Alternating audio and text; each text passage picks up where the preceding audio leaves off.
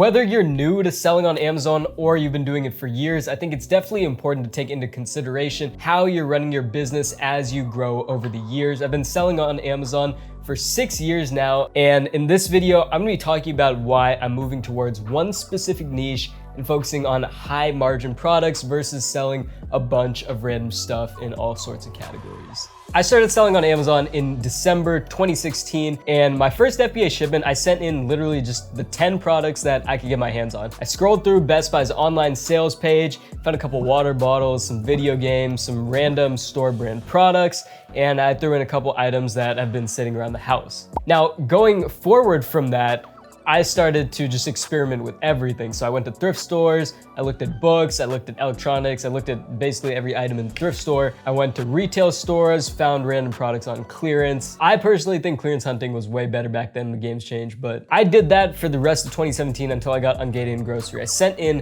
whatever I could get my hands on, whatever I could find online, in store, any category, any brand I was ungated for, I was probably trying to sell it. Then in September 2017, I got ungated in grocery, and that became my niche. After getting ungated, I really focused on groceries. I wasn't really thrifting as much. I wasn't doing as much eBay to Amazon arbitrage. I was really just trying to figure out the grocery market. And I got ungated at the perfect time because all the pumpkin spice holiday stuff was coming out. And that's really easy to sell. Like, you find that stuff, it's gonna be worth money on Amazon for at least a little bit. What I didn't know at the time was that things get saturated very quickly if they're seasonal products because everyone in the US has access to them. So that was the first time my business really evolved. It went from selling computer products and electronics in 2017 to mostly groceries in 2018, and it basically stayed that way for the next 5 years. I think it's 5 years, right? 2018 to 2022, that's 4 years. That's probably why I should have went to college. Now I'm playing. So while I did focus on groceries after I got ungated for them, the thing I learned after a couple years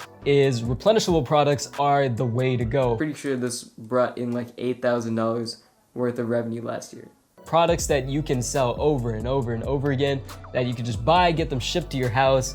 You don't have to go out sourcing, pick stuff up. It makes things way easier. So I started focusing on those products. 2019, I had 10 to 20 products that did a combined revenue of $40,000. It's important to note that 2020, 2021, 2022, I did not spend nearly as much time on Amazon as I did in the first few years because I started learning about videography, started spending more time on doing video production work at my school. I just didn't have as much time and energy to put into it. So in 2022, that's when I realized, oh, I know camera gear. I should start selling camera gear. I'm seeing all these other people who are doing it. For some reason, it took several years to make the connection that, oh, I know how to use a camera. I should start selling camera equipment, because if you're just a random person, you're not really gonna be able to sell camera equipment. If you look at how many buttons are on this is like so complicated, so intimidating to a random person. That's why the market for camera gear is a little bit untapped, I'd say. And with this stuff, what I learned is that you can have way better margins versus selling I was making like $2 on a 2-pack of these. I'd sell like 100 of them, make $200. I could sell one expensive camera, not this one specifically, but like the one I'm filming on, and I bought this for $950, it's worth like $1,200. I can make $200 right there. Efficiency. You're saving time on prep, you're saving time on sourcing, you're having way better margins. I bought a Sony a6400 camera and a lens from some guy on Facebook Marketplace, $620.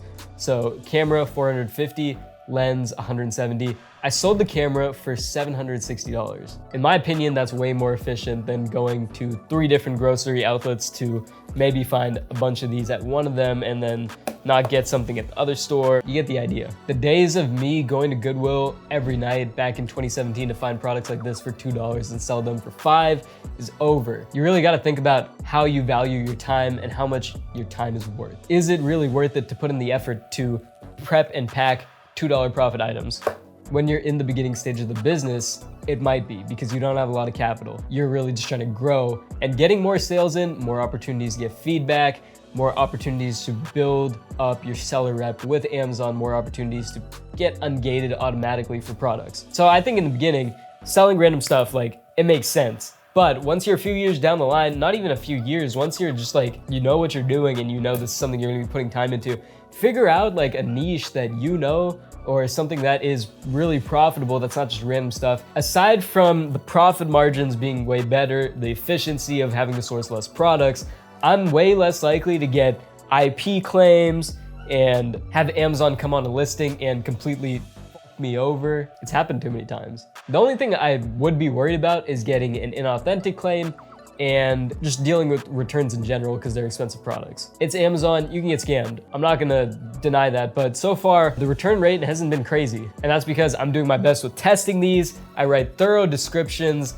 I pack them really good, I bubble wrap them and put them in U-line boxes. Presentation is great. So to wrap up this video, I just wanna say that you should take some time in 2023.